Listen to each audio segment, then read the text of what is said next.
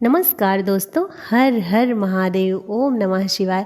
दोस्तों, आप सभी का बहुत बहुत स्वागत है आपके अपने YouTube चैनल सनातन किस्से पर। दोस्तों, आज मैं आप सभी को सुनाने जा रही हूँ 16 सोमवार व्रत कथा। तो कृपया आप लोग ध्यानपूर्वक सुनिएगा। दोस्तों, मृत्यु लोक में भ्रमण करने की इच्छा करके एक समय भगवान भोलेनाथ माता पार्वती के साथ पृथ्वी लोक पर भ्रमण करने के लिए निकले। भ्रमण करते करते दोनों विदर्भ देशांतर्गत अमरावती नाम के अति रमणीक नगरी में पहुँचे। अमरावती नगरी अमरापुरी के सदृश सब प्रकार के सुखों से परिपूर्ण थी। उसमें वहाँ के महाराज द्वारा बनवाया हुआ अति रमणीक शिव जी का मंदिर भी था। भगवान शंकर भगवती पार्वती जी के साथ उस मंदिर में निवास करने लगे। दोस्तों, एक समय माता पार्वती भगवान भोलेनाथ को प्रसन्न देख मनोविनोद करने की इच्छा से बोली, हे महाराज, आज तो हम दोनों चौसा खेलेंगे। शिव जी माता जी की बात मान लिए और चौसा खेलने लगे। उसी समय मंदिर का पुजारी ब्राह्मण मंदिर में पूजा करने आया। माता पार्वती जी ने पुजारी जी से प्रश्न किया, पुजारी जी बताओ, इस बाजी में हम दोनों में से किसकी जीत होगी? ब्राह्मण बिना विचारे शीघ्रता से बोला कि महादेव जी की जीत होगी। थोड़ी देर में बाजी समाप्त हो गई और पार्वती जी की विजय हो गई। पार्वती जी बहुत क्रोधित हुई और ब्राह्मण को झूठ बोलने के कारण श्राप देने के लिए उद्यत हुई। भोलेनाथ जी ने माता पार्वती जी को बहुत समझाया, परंतु उन्होंने ब्राह्मण को कोढ़ी होने का श्राप दे ही दिया। कुछ समय बाद पार्वती जी के श्रापवश उस पुजारी के शरीर में कोढ़ हो गया। वो अनेक प्रकार से दुख भोगने लगा। पुजारी को श्राप भोगते हुए जब बहुत दिन हो गए तो एक दिन देवलोक की अप्सरा शिव जी की पूजा हेतु उसी मंदिर में पधारी। पुजारी के कोढ़ के कष्ट को देख उसने बड़े दया भाव से उससे रोगी होने का कारण पूछा। पुजारी ने निसंकोच सारी बातें उन्हें बता दी। अप्सराएं बोली, हे पुजारी, अब तुम अधिक दुखी मत होना। भगवान शिव तुम्हारे कष्ट को दूर कर देंगे। तुम सभी व्रतों में श्रेष्ठ 16 सोमवार का व्रत भक्ति भाव से किया करो। पुजारी ने अप्सरा से विनम्र भाव से 16 सोमवार व्रत की विधि पूछी।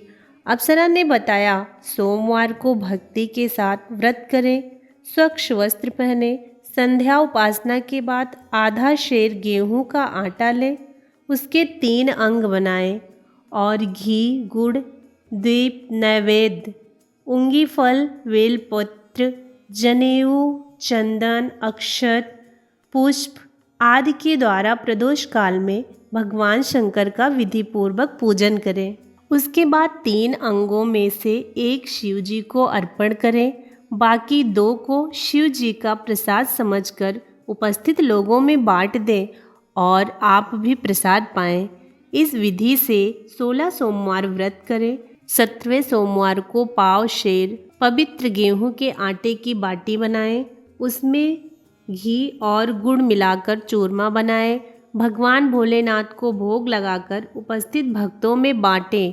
इसके बाद परिवार सहित प्रसाद ले लें तो शिव जी की कृपा से उसके सभी मनोरथ पूर्ण हो जाते हैं। भक्तों, ऐसा कहकर अप्सराएं स्वर्ग को चली गई। ब्राह्मण ने विधि पूर्वक 16 सोमवार व्रत किया तथा भगवान शिव की कृपा से रोग मुक्त होकर आनंद से रहने लगा। कुछ दिन बाद शिव जी और पार्वती जी फिर उस मंदिर में पधारे।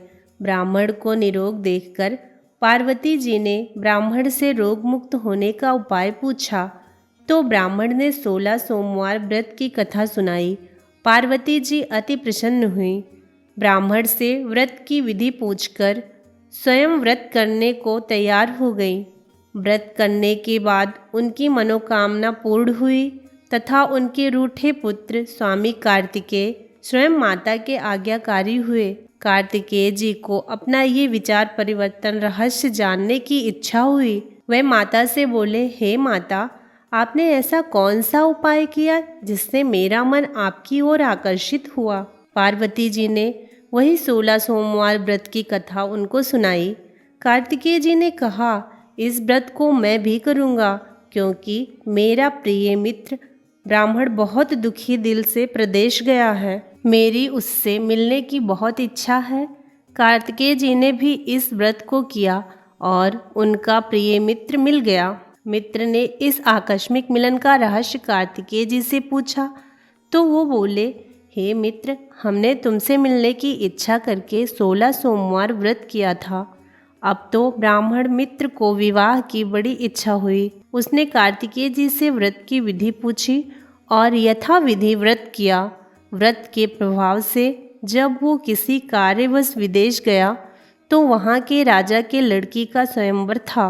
राजा ने प्रण किया था कि जिस राजकुमार के गले में सब प्रकार श्रृंगारित हथनी माला डालेगी, मैं उसी के साथ अपने प्यारी पुत्री का विवाह करूँगा। शिव जी की कृपा से वो ब्राह्मण भी स्वयंवर देखने की इच्छा से राजसभा में एक ओर बैठ गया। नियमित समय पे हथनी आई। उसने जयमाला ब्राह्मण के गले में डाल दी। राजा ने अपने प्रतिज्ञा के अनुसार बड़े धूमधाम से अपनी पुत्री का विवाह उस ब्राह्मण के साथ कर दिया। ब्राह्मण को बहुत सा धन सम्मान देकर संतुष्ट किया। ब्राह्मण सुंदर राजकन्या पाकर सुखपूर्वक जीवन व्यतीत करने लगा। एक दिन राजकन्या ने अपने पति से प्रश्न किया, हे प्राणनाथ, आपने ऐसा कौन सा पुण्य किया था जिसके प्रभाव से हथनी ने सब राजकुमारों को छोड़कर आपको वरण किया? ब्राह्मण बोला, हे प्राण प्रिय, मैंने अपने मित्र कार्तिकेय जी के कहने के अनुसार 16 सोमवार का व्रत किया था, जिसके प्रभाव से मुझे तुम जैसे स्वरूपवान स्त्री की प्राप्ति हुई। व्रत की महिमा सुनकर राजकुमारी को बड़ा आश्चर्य हुआ। वो भी पुत्र की कामना करके व्रत करने लगी। शिव जी की कृपा से उसके गर्भ से एक अति सुंदर, नेक दिल, दयावान, विद्वान पुत्र उत्पन्न हुआ। माता पिता दोनों उस देव पुत्र को पाकर अति प्रसन्न हुए और उसका लालन पालन भली प्रकार से करने लगे। जब पुत्र समझदार हुआ तो एक दिन उसने अपनी माता से प्रश्न किया कि हे माँ, आपने कौन सा तप किया है जो मेरे जैसा पुत्र आपके गर्भ से उत्पन्न हुआ? माता ने 16 सोमवार व्रत बताया। पुत्र ने सब तरह से मनोरथ पूर्ण करने वाले व्रत को सुना। उसने भी राज्याधिकार पाने की इच्छा से हर सोमवार यथाविधि व्रत करने लगा। व्रत पूर्ण होने के पश्चात एक देश के वृद्ध राजा के दूतों ने आकर उसको राजकन्या के लिए वरण किया। राजा ने अपने पुत्री का विवाह ऐसे सर्वगुण संपन्न ब्राह्मण युवक के साथ करके बड़ा सुख प्राप्त किया। भक्तों, वृद्ध राजा के दिवंगत हो जाने पर इसी राजा को सिंहासन पर बिठाया गया, क्योंकि दिवंगत राजा का कोई पुत्र नहीं था। राजा का उत्तराधिकारी होकर भी वो ब्राह्मण पुत्र 16 सोमवार व्रत करता रहा। जब 17वां सोमवार आया तो ब्राह्मण पुत्र अपनी प्रियतमा से पूजन सामग्री लेकर शिवालय में चलने को कहा, परंतु उसकी पत्नी ने उसकी आज्ञा की परवाह न की। दास दासियों द्वारा सारी सामग्री शिवालय में भिजवा दी गई, परंतु आप नहीं गई। जब राजा ने शिव जी का पूजन समाप्त किया तब आकाशवाणी हुई, हे राजा, अपनी इस रानी को राजमहल से निकाल दो, नहीं तो ये तेरा सर्वनाश कर देगी। आकाशवाणी सुनकर राजा के आश्चर्य का ठिकाना न रहा। उसने मंत्रागृह में जाकर अपने सभी मंत्रियों को बुलाकर पूछा कि हे मंत्रियों, मुझे आज शिव जी की आकाशवाणी हुई है कि राजा, तू अपनी इस रानी को निकाल दे, नहीं तो ये तेरा सर्वनाश कर देगी। राज्य में मंत्री तथा सब सभासद आदि सब विस्मय और दुख में डूब गए, क्योंकि जिस कन्या के कारण राज्य मिला है, राजा उसी को निकालने का जाल रचा रहा है। ये कैसा हो सकेगा? दोस्तों, राजा ने अपनी पत्नी को राजमहल से निकाल दिया। रानी दुखी हृदय से भाग्य को कोसती हुई नगर के बाहर चली गई। पैर में चप्पल नहीं, फटे वस्त्र पहने, भूख से व्याकुल, धीरे धीरे चलकर वो एक गांव में पहुंची। वहां एक बुढ़िया सूत काटकर बेचने जाती थी। रानी की करुण दशा देखकर बोली, चल तू मेरा सूत बिकवा दे, मैं वृद्ध हूँ, भाव नहीं जानती हूँ। ये बात सुनकर रानी ने बुढ़िया के सिर से सूत की गठरी उतारकर अपने सिर पर रख ली। भक्तों, थोड़ी देर बाद आंधी आई, बुढ़िया का सूत पोटली सहित उड़ गया। बेचारी बुढ़िया पछताती रह गई और रानी को अपने से दूर रहने को कहा। इसके बाद रानी एक तेली के घर गई तो शिवजी के प्रकोप के कारण तेली के सब मटके उसी क्षण चटक गए। तेली ने भी रानी को अपने घर से निकाल दिया। अत्यंत दुख पाती हुई रानी एक नदी के तट पर गई तो नदी का समस्त जल सूख गया। तत्पश्चात रानी एक वन में गई, वहां सरोवर में पानी पीने गई। उसके हाथ का स्पर्श होते ही सरोवर का नील कमल के समान जल असंख्य कीड़ामय जल गंदा हो गया।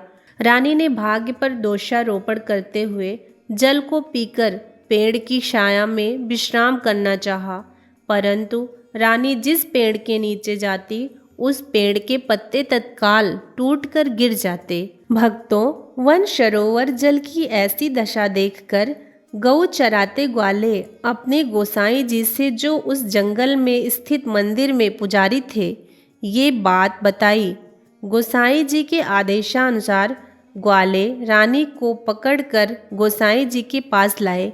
रानी की मुख कांति और शरीर की दशा देखकर गोसाई जी जान गए ये अवश्य ही कोई विधि की मारी कोई कुलीन स्त्री है। पुजारी ने रानी से कहा कि पुत्री, मैं तुमको अपनी पुत्री के समान रखूंगा, तुम मेरे आश्रम में ही रहो, मैं तुमको किसी भी प्रकार का कष्ट नहीं दूंगा।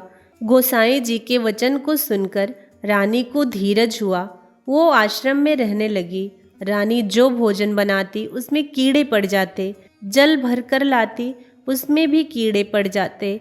रानी की ये दशा देख गोसाई जी बहुत दुखी हुए और रानी से बोले, हे बेटी, तुम्हारे ऊपर कौन से देवता का प्रकोप है जिससे तुम्हारी ऐसी दशा है? पुजारी की बात सुन रानी ने शिव जी महाराज जी के पूजन का बहिष्कार करने की बात बताई तो पुजारी जी ने शिव जी की अनेक प्रकार से स्तुति करते हुए रानी से बोले, पुत्री, तुम सब मनोरथ पूर्ण करने वाले 16 सोमवार व्रत को करो, उसके प्रभाव से अपने कष्ट से मुक्त हो सकोगी। गोसाई जी की बात मानकर रानी ने 16 सोमवार व्रत किए। 17वें सोमवार को विधि विधान सहित पूजन किया। उस पूजन के प्रभाव से राजा के हृदय में विचार उत्पन्न हुआ कि रानी को गए बहुत समय व्यतीत हो गए, ना जाने कहाँ कहाँ भटक रही होंगी, उन्हें ढूंढना चाहिए। ऐसा सोचकर रानी को तलाश करने के लिए राजा ने चारों दिशाओं में दूत भेजे। वे दूत रानी को ढूंढते हुए पुजारी जी के आश्रम पहुँचे। वहाँ रानी को पाकर पुजारी से रानी को अपने साथ ले जाने का आग्रह करने लगे, परंतु पुजारी जी ने मना कर दिया। दूत चुपचाप लौट आए और महाराज को रानी का पता बताया। रानी का पता पाकर राजा स्वयं पुजारी के आश्रम गए और पुजारी से कहा, महाराज, जो देवी आपके आश्रम में रहती हैं वो मेरी पत्नी हैं। शिव जी के कोप से मैंने इन्हें त्याग दिया था, अब इनके ऊपर से शिव जी का प्रकोप शांत हो गया है, इसीलिए मैं इन्हें लेने आया हूँ। आप इन्हें मेरे साथ जाने की आज्ञा दीजिए। दोस्तों, गोसाई जी ने राजा की बात पर भरोसा करके रानी को जाने की अनुमति दे दी। गोसाई की आज्ञा पाकर रानी राजा के साथ महल में आई। नगरवासियों ने नगर द्वार तथा नगर को तोरण एवं बंधनवारों से विविध तरीकों से सजवाया। घर घर में मंगल गान होने लगा। हे भोले बाबा शिवजी महाराज, जो भक्त आपकी इस कथा को सुने उसके सभी मनोरथ पूर्ण कीजिए।